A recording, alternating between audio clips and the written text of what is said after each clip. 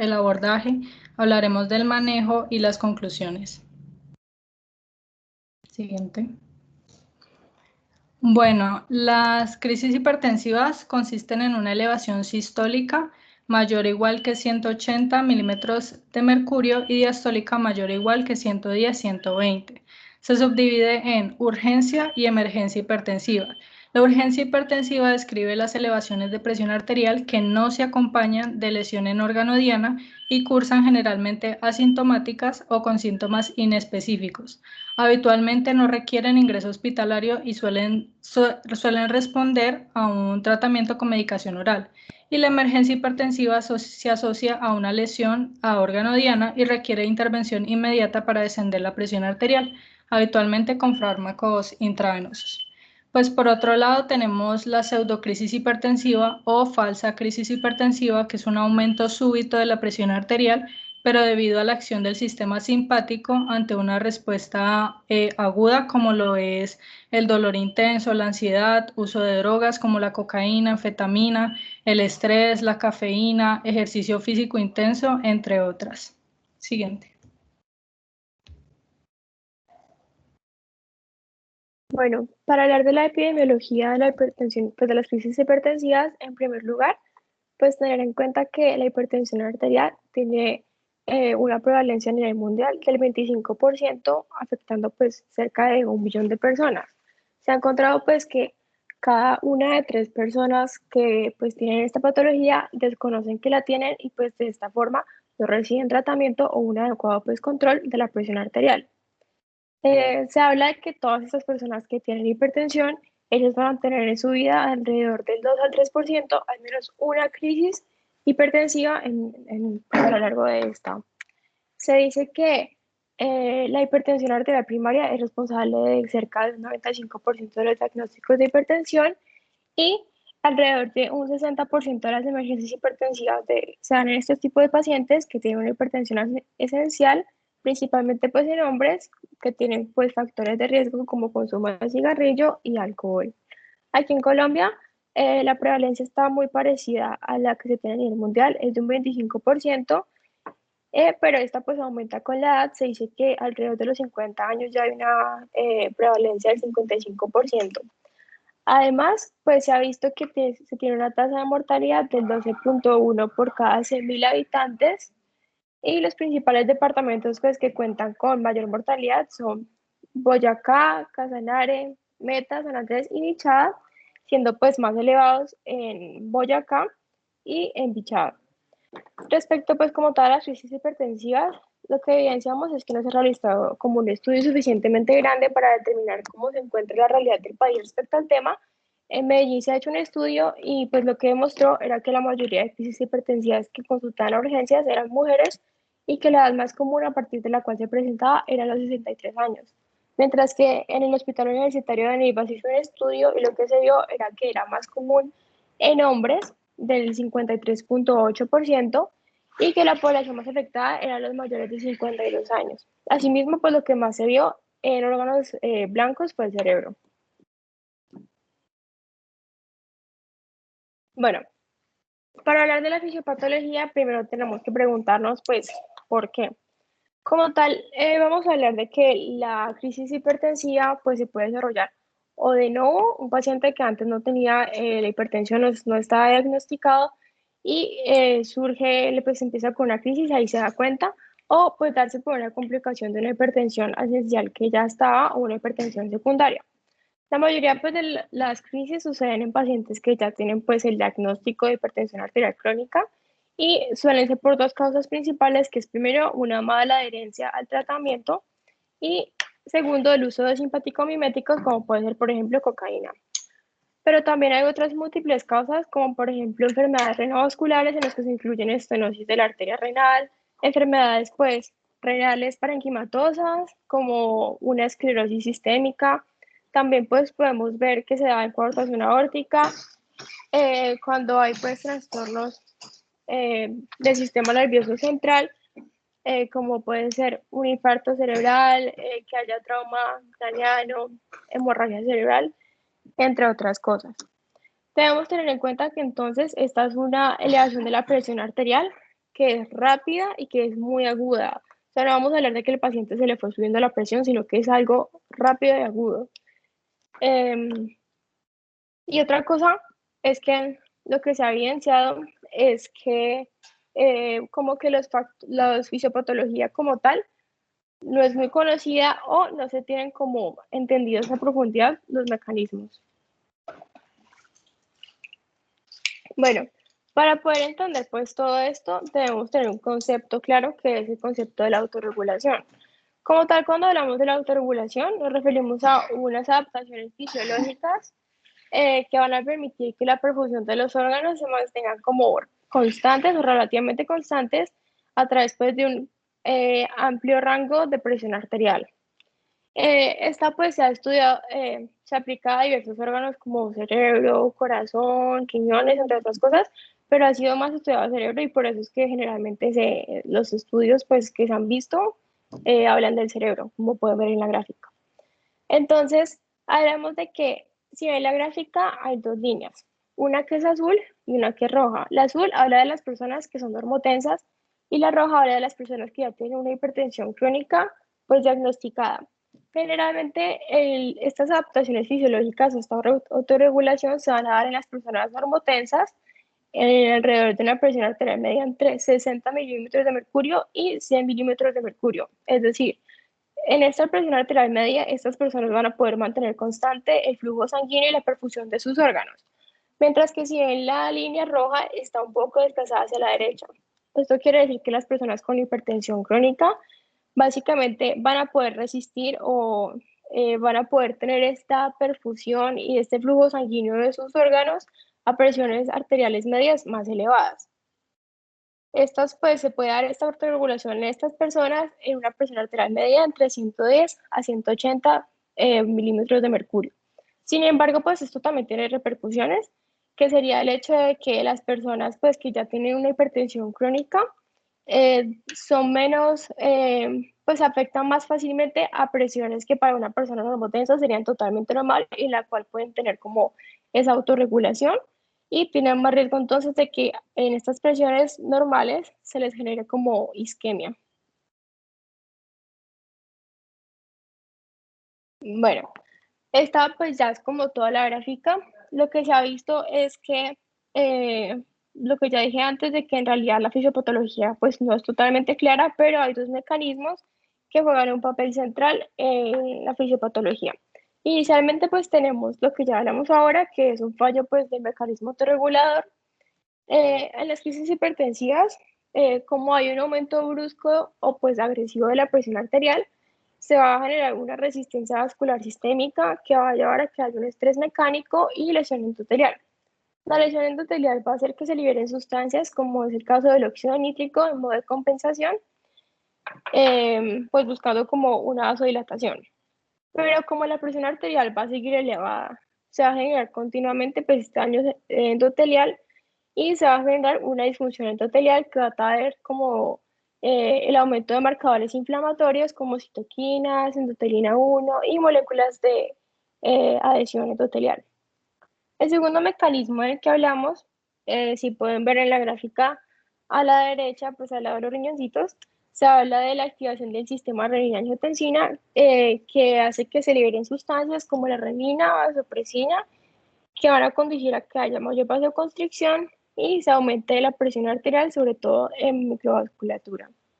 También hablamos de que se ha evidenciado que hay un papel importante de un estado protrombótico. Algo que han mostrado los estudios es que las personas que llegan con crisis hipertensivas tienen más cantidad de P-selectina, que pues si recordamos es una molécula de adhesión, que las personas pues generalmente normotensas.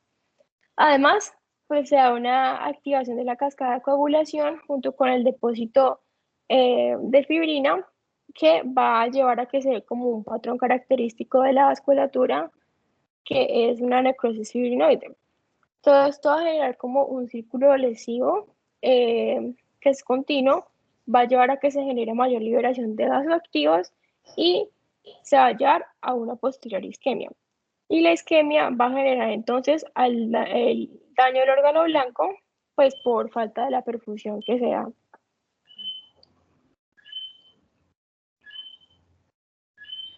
Bueno, ya para el abordaje se debe realizar una anamnesis rápida y una exploración física dirigida que incluya al menos la presión arterial en ambos brazos, la frecuencia cardíaca, fondo de ojo, auscultación de soplos vasculares y la exploración neurológica completa. Además, se realizan las exploraciones complementarias adecuadas teniendo en cuenta la sospecha etiológica concreta. Siguiente. Bueno, estos son los estudios iniciales aconsejados en las crisis hipertensivas. Los generales, pues tenemos el fondo de ojo que ya mencioné, el electrocardiograma de 12 derivaciones, toda la analítica, el hemograma, la coagulación, la bioquímica donde entra la albúmina, creatinina, filtración glomerular, electrolitos, LDH y aptoglobina, pues las pruebas urinarias y en caso de que sea mujer en edad fértil, una prueba de embarazo. Y pues los estudios más específicos son de acuerdo a la sospecha clínica. Si se sospecha de afectación cardíaca, es necesario la toma de troponinas o CKMB o NT-proBNP, la radiografía de tórax para la sobrecarga de volumen, pero muchas guías pues indican que debería hacerse la radiografía como un estudio inicial. El ecocardiograma, que es útil si se sospecha de disección aórtica, isquemia cardíaca o insuficiencia cardíaca. La angiografía por tomografía de tórax en caso de sospecha de enfermedad aórtica, por ejemplo, disección aórtica. El TAC cerebral o resonancia si se sospecha afectación del sistema nervioso central. Ecografía renal si se sospecha alguna afectación o estenosis de la arteria renal. Y la determinación pues, de drogas en orina. Siguiente. Bueno, el cuadro clínico puede ser de manera general, por ejemplo, cefalea, dolor a nivel torácico, cuadro de disnea, edema, astenia, puede haber epistaxis e incluso convulsiones, pérdida del estado de conciencia, alteraciones motoras y sensitivas, aunque se debe tener en cuenta que el cuadro clínico característico de esta patología es derivado de la lesión a órgano diana, por lo que dependiendo a qué nivel sea la lesión será la sintomatología esperada. Siguiente. Bueno, el cuadro clínico en casos especiales, pues en pacientes con dolores súbitos de gran vigor a nivel de línea media torácica que se irradia zona lumbar o abdomen, pues vamos a sospechar de disección aórtica. En pacientes que presenten un cuadro de cefalea persistente, alteración del estado de alerta y muy característicamente una retinopatía, papiledema y otras alteraciones neurológicas, son muy sugestivos de un cuadro de encefalopatía hipertensiva. A su vez, un cuadro de diaforesis profusa, temblor progresivo constante, taquicardia marcada podría ser pues, indicio de un posible feocromocitoma, y una piel que ha tenido atrofia, adelgazada, incremento rápido y abrupto de peso indicarían descartar de un síndrome de Cushing. Siguiente. Bueno, este es el algoritmo general. Después de saber que tenemos una crisis hipertensiva por su presión arterial por encima de 180, 110 o 120 milímetros de mercurio, se valora la lesión a órgano diana con las indicaciones ya antes dadas. Cuando no hay una lesión, o sea, la persona es asintomática o presenta síntomas leves, lo consideraremos una urgencia y se realiza el control de la presión arterial en 24 a 48 horas con medicación oral y pues ya más adelante vemos cómo se hace.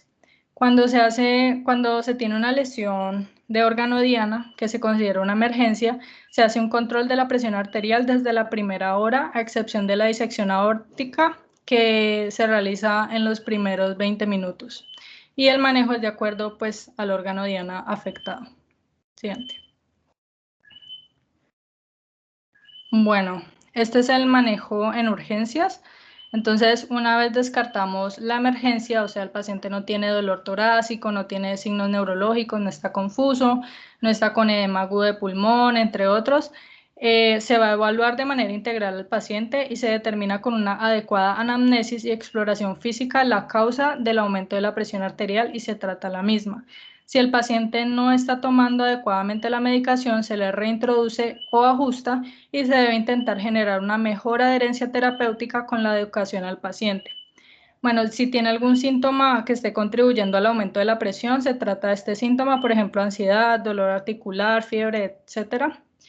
Y al no haber un daño al órgano blanco, no habrá necesidad de reducir tan bruscamente la presión arterial, ya que puede causar un cuadro isquémico, tanto cardíaco como cerebral, a causa de este abordaje. Entonces, la presión arterial normalmente debe reducirse menos de 160 a 100 milímetros de mercurio.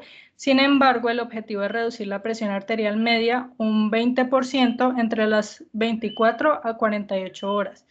Y no se debe reducir más de 25 al 30% durante las primeras 2 a 4 horas, y pues se debe recordar que la velocidad de disminución no está claramente definida y se debe valorar el riesgo individual de cada paciente. Por otro lado, se debe evitar el tratamiento con nifedipina sublingual en el tratamiento de las urgencias hipertensivas, ya que no es posible controlar el grado y la velocidad de disminución de la presión arterial con el riesgo ya antes dicho de complicaciones isquémicas. Y para los que no están tratados previamente con antihipertensivos, es importante aclarar que se debe abordar pues con un fármaco cuya acción sea lenta. Entonces se puede iniciar el tratamiento con un fármaco como IECA o ARA2, calcio antagonista, beta bloqueador o diurético, o con una combinación pues, de dos fármacos. Y pues la elección del tratamiento debe tener en consideración las características de cada paciente y sus comorbilidades. Siguiente. Bueno, para lograr este objetivo en las urgencias hipertensivas se recomienda colocar al paciente en decúbito supino y dar hasta 10 minutos de reposo. En caso de presentar un cuadro de ansiedad o nerviosismo ante su situación clínica, pues el médico debe valorar y evaluar el uso de leve sedación, uso como pues de una benzodiazepina como clonazepam, alprazolam o bromazepam, y se evalúa el uso o no de tratamiento antihipertensivo previo. Entonces, en caso de que se presente un abandono del tratamiento antihipertensivo, se va a reiniciar el tratamiento, y en caso de que no lo haya abandonado, se aumenta la dosis o se asocian nuevos antihipertensivos. Cuando los pacientes no tienen tratamiento antihipertensivo previo, según la evidencia, hay una buena respuesta al captopril 25 miligramos vía oral o sublingual, y se aprecia un inicio de su acción en la primera media hora hasta el máximo de hora y media, llegando a durar su acción hasta por 6 horas. Si no se logra el objetivo terapéutico en la primera administración, la dosis puede repetirse cada 30 minutos, teniendo en cuenta que la dosis máxima es 100 miligramos, recordando pues que el objetivo nunca va a ser llegar a la presión arterial a valores normales de 120-80, sino reducir pues la basal del paciente en un 20%. Y ya en caso de que no haya respuesta, puede administrarse la betalol 100 miligramos vía oral o amlodipino 5 a 10 miligramos vía oral, observar 1 o 2 horas y revalor. Una vez alcanzado pues el objetivo, se deriva para tratamiento crónico ambulatorio. Siguiente.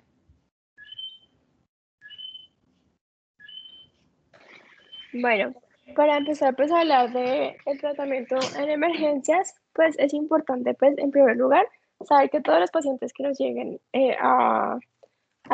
pues a las urgencias con una emergencia hipertensiva, pues se tienen que admitir y pues ingresarlos a la UCI e iniciar tratamiento con antihipertensivos intravenosos. En caso pues de que el paciente llegue a urgencias y pues no se pueda trasladar de manera inmediata pues a la UCI, se tiene que pues hacer como la estabilización en la reanimación y después pues trasladarlo a la UCI. Es importante pues recordar que se tiene que hacer una monitorización de la presión arterial por medio de un catéter intraarterial. Lo que se ha propuesto pues en el manejo es básicamente guiado por la autorregulación que ya hablamos, y habla de reducir la presión arterial entre un 20 y un 25% durante la primera hora y luego a 160, 100 o 110 milímetros de mercurio, y pues menos de esto en las 2 a 6 horas siguientes, y normalizarla en las 48 a 72 horas siguientes. La reducción pues se tiene que hacer de manera gradual porque un descenso que sea muy brusco pues puede generar una disminución de los flujos cerebrales y coronarios y rebasar como este límite de autorregulación del que hablamos y llevar a isquemia de esos territorios. La reducción pues excesiva de la presión arterial, en caso de que suceda, digamos, yo estoy manejando a mi paciente y pasó, lo que se tiene que hacer es suspender pues, el uso de antihipertensivos intravenosos, empezar a dar vasopresores y líquidos intravenosos. También se habla pues de que más o menos a las 6 a 12 horas después de haber iniciado pues el manejo con antihipertensivos intravenosos se puede dar reinicio de los antihipertensivos pues orales, principalmente pues de larga acción, para que se facilite como esa transición y además se evite como un efecto de hipertensión de rebote. Bueno, estas son como las presentaciones clínicas que son más comunes encontrar en emergencia hipertensiva. En primer lugar, pues tenemos la encefalopatía hipertensiva. Este es un cuadro clínico en el que se van a cursar pues con una clínica neurológica que es muy aguda, que se puede pues acompañar con cefaleas, náuseas, vómito, edema papilar. Algunos pacientes pueden tener también síndrome confusional y alteración del estado de la conciencia. En las neuroimágenes pues se van a poder también ver como un edema cerebral difuso que va a comprometer el flujo sanguíneo.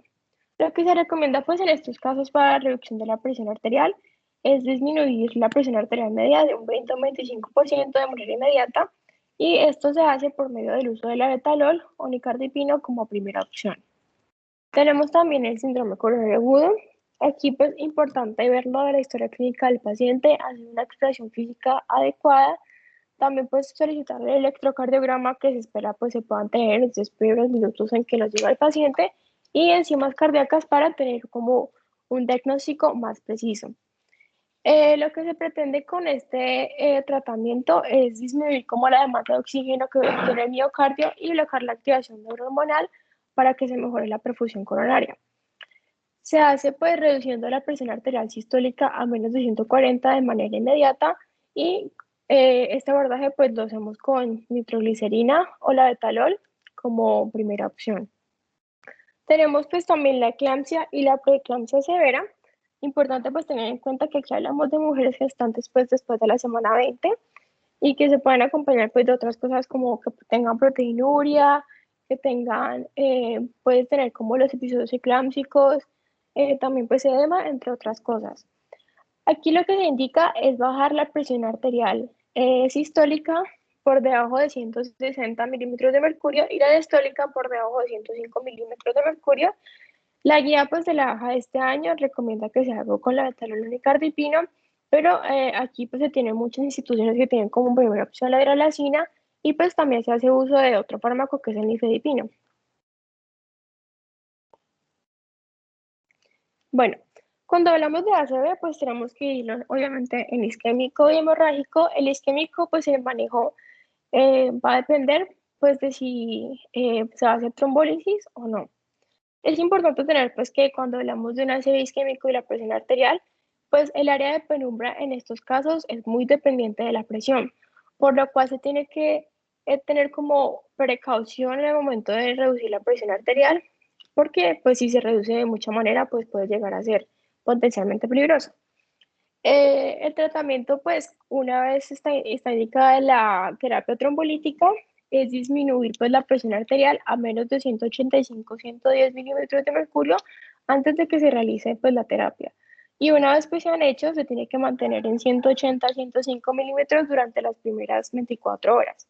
En caso de que no esté indicada como tal la terapia, va a depender primero de la presión arterial y segundo de si hay algún daño a otro órgano diana que no sea cerebro, como puede ser corazón por medio pues, de un síndrome coronario agudo, entre otras cosas.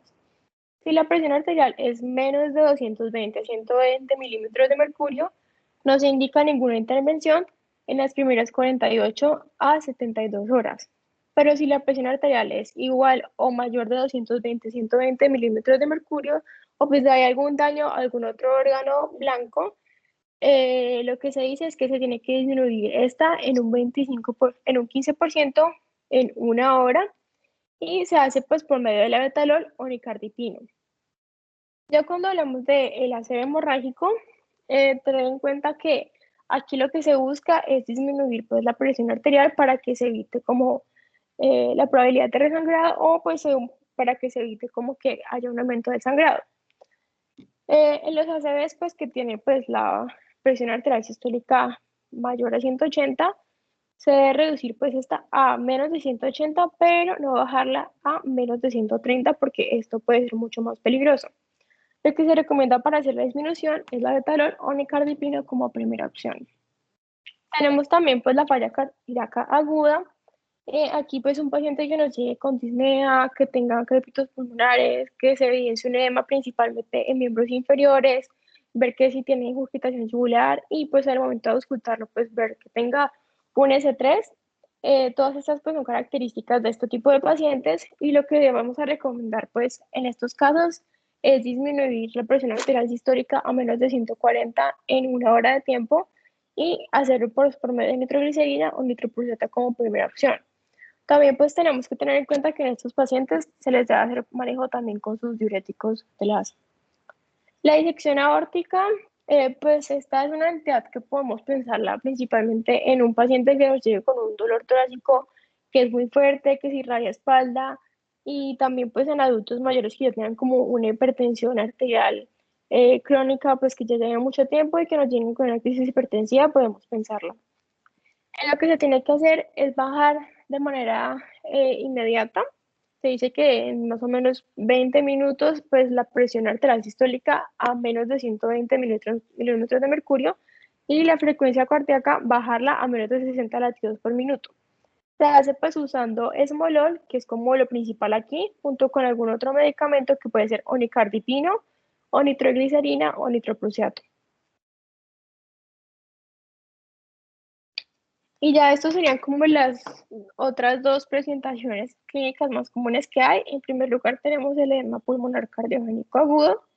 Aquí pues es importante tener en cuenta que como sabemos que aquí en la fisiopatología de las crisis hay aumento de las resistencias vasculares periféricas, esto va a propiciar que se genere como una falla ventricular izquierda o que empeore y va a llevar a que se genere como el edema pulmonar.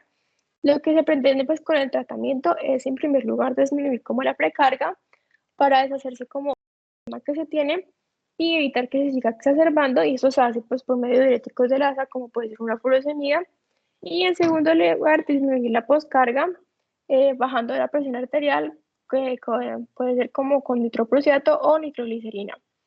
Lo que se recomienda es bajar la presión arterial sistólica a menos de 140 de manera pues inmediata también. Y ya por último, la hipertensión maligna es una emergencia hipertensiva que nos llega pues muy severa a un paciente que tiene una presión arterial que es mayor de 200-120 milímetros de mercurio y que siempre se asocia con una retinopatía bilateral que es avanzada, en la cual pues se pueden ver como hemorragias, papilema, entre otras cosas. Aquí lo que se recomienda es bajar la presión arterial media en un 20 a un 25% durante la primera hora y a menos de 160 a 100 milímetros de mercurio en las 2 a 6 horas que le siguen. Se hace por medio del uso de la etalol o nicardipino. Bueno, en esta gráfica, como pueden ver, hay ciertos medicamentos que están como señalados así. Es porque están como los medicamentos que se usan principalmente en las emergencias hipertensivas, pero que queremos resaltar como aquellos que tienen o un mayor uso o que tienen como ciertas contraindicaciones que son específicas que debemos tener en cuenta pues cuando nos llegue un paciente. En primer lugar, pues tenemos el esmolol, para recordar pues que este es un bloqueador beta 1 selectivo, es decir, es cardioselectivo, y este se da en una dosis de 500 microgramos por kilogramo, seguido pues de un goteo intravenoso, que es de 25 a 50 microgramos por kilogramo por minuto. Lo importante es que lo máximo que se puede dar es 300 microgramos por kilogramo por minuto. Aunque, pues, debemos tener en cuenta que en otras guías, en estos días nos dice que se tiene que dar el goteo de 25 a 50, pero en otras guías la dosis mínima del goteo es 100 microgramos por kilogramo por minuto. Quisimos resaltar como el papel de esta que tiene la disección aórtica, ya que es la primera opción que se usa, junto pues con algún otro medicamento como la nitroglicerina, pero esta es la que tiene como el papel primordial. En segundo lugar tenemos el labetalol.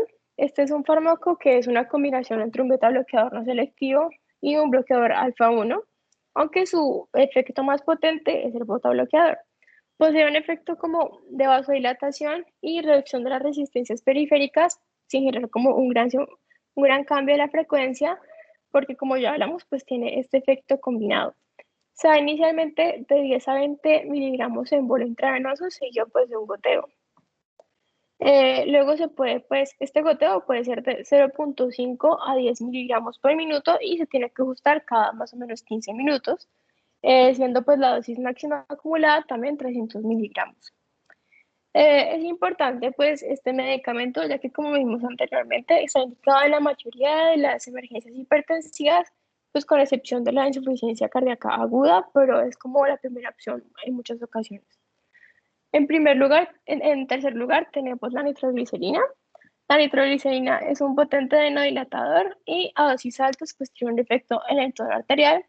Este va a reducir la presión arterial por disminución de la precarga y el gasto cardíaco, por lo que pues su uso se da pues principalmente en la isquemia miocárdica aguda y en el edema agudo de pulmón. La dosis en la que se da es de 5 a 6 microgramos por minuto y pues es importante tener en cuenta una de las contraindicaciones es que no se debe usar en hipertensión craneal porque la vasodilatación va a aumentar la PIC. Tenemos la fentolamina. La fentolamina es un bloqueador alfa-adrenérgico que tiene un efecto inmediato, pero una duración muy corta. Este pues es usado principalmente en crisis hipertensivas que son mediadas por aumento de catecolaminas, como es el feocromocitoma, y se da en dosis de 5 a 10 miligramos en bolo cada 10 a 15 minutos. Aquí tenemos que tener algo en cuenta y es que este medicamento pues muchas veces no está disponible aquí en Colombia en los centros médicos o pues es difícil el acceso a este. Entonces, en caso de que tengamos un feocromocitoma, no tengamos este medicamento, podemos hacer manejo con beta bloqueadores como puede ser el labetalol. Y ya pues por último, para resaltar, tenemos la hidralazina. La hidralazina es un vasodilatador arterial directo que va a actuar principalmente sobre la presión arterial diastólica.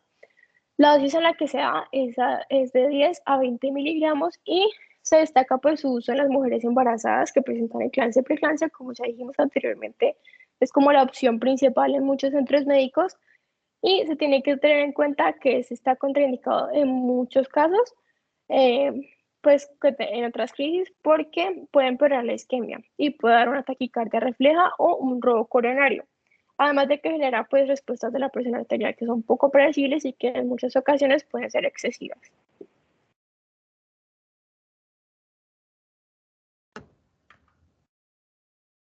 Bueno, de conclusiones, tenemos que hoy en día la hipertensión arterial es una patología que afecta a un gran número de individuos alrededor del mundo, por lo que sus complicaciones, sean crónicas y agudas, representan una demanda constante y frecuente de los niveles de atención primaria. Ante un paciente que acude por un episodio de presión arterial elevada, se le debe atender de inmediato con una evaluación médica cuidadosa, indagando mucho más que solo la simple toma de la presión arterial. Las crisis hipertensivas se subclasifican en urgencia y emergencia hipertensiva, siendo la emergencia la más peligrosa y se asocia con un aumento considerable de la morbimortalidad. El punto para determinar ante qué situación se enfrenta el médico es el daño a órgano blanco, no las cifras de la presión arterial. Es vital que el médico de primer contacto esté informado acerca de esta entidad, ya que los cuadros clínicos y tratamiento pueden variar de paciente a paciente y de este modo se proporcionaría un abordaje más óptimo.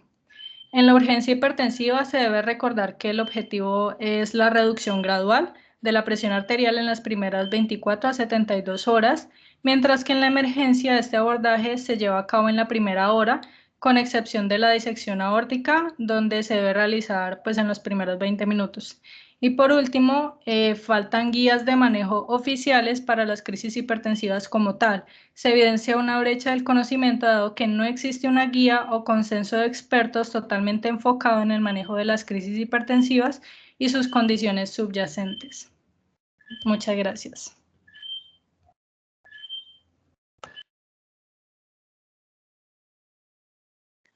Este pues ya es el final de la presentación y pues si tienen alguna pregunta pueden realizarla a nosotros, pues la podemos responder o pues si quieren escribir a la página de IMIC también pueden.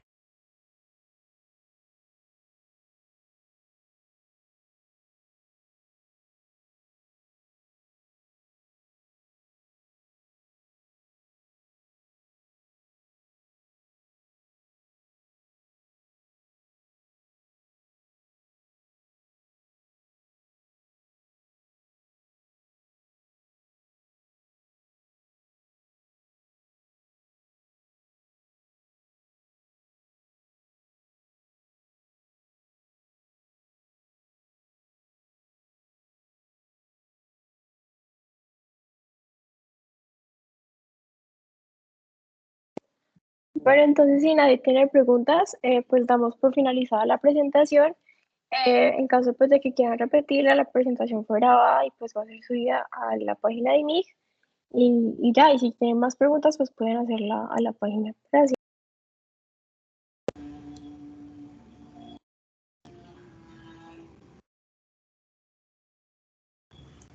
Muchas gracias.